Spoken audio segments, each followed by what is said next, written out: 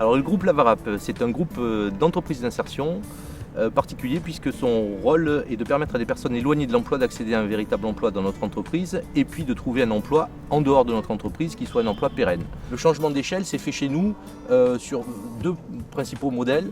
Le premier, c'était développer les activités intrinsèques que l'on avait à la fois sur les territoires où on était présent mais aussi sur d'autres territoires. Donc l'activité déchets et environnement, l'activité container et l'activité travail temporaire qui ont occupé 4 régions en France. Le développement s'est aussi organisé selon un deuxième modèle qui est les alliances. Et donc là, on a renforcé nos alliances, notamment avec des entreprises. On a monté une co-entreprise avec le groupe Schneider sur les containers pour accélérer le développement. Et enfin, on a une troisième branche, qui était la reprise d'entreprise, donc la croissance externe. Et donc là, on a fait une opération depuis les 4 dernières années qui est la reprise d'une grosse entreprise de travail temporaire d'insertion en Bourgogne. Alors Fitrust nous a apporté sur plusieurs thématiques pour le développement de l'entreprise. Et en ce qui concerne sa croissance, elle nous a permis d'imaginer des systèmes d'ingénierie financière qui nous permettent d'accéder à des fonds pour financer les reprises d'entreprise. Le deuxième volet de l'apport de Fitrust, c'est que Fitrust a eu une exigence avec nous sur la gouvernance.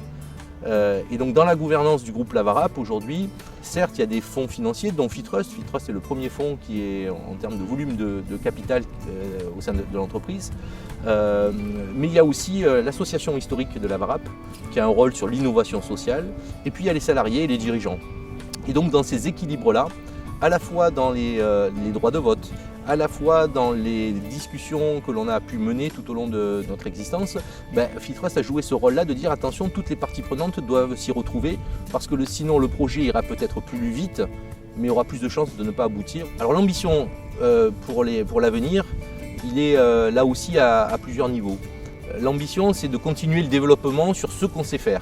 Et donc là, on a tout un plan pour les années à venir de croissance interne et externe dans d'autres régions en France. Notre deuxième action dans notre développement, c'est que notre entreprise ne peut pas se résumer exclusivement au développement de choses qu'on sait faire, mais on doit aller se mettre dans notre zone d'inconfort et alors développer des projets extrêmement sociaux pour ce qu'on appelle aujourd'hui les invisibles, des personnes qui sont ni référencées à Pôle emploi, ni dans les missions locales, et donc de développer avec ces personnes des projets en vue d'inventer les nouveaux modèles de l'entreprise de demain.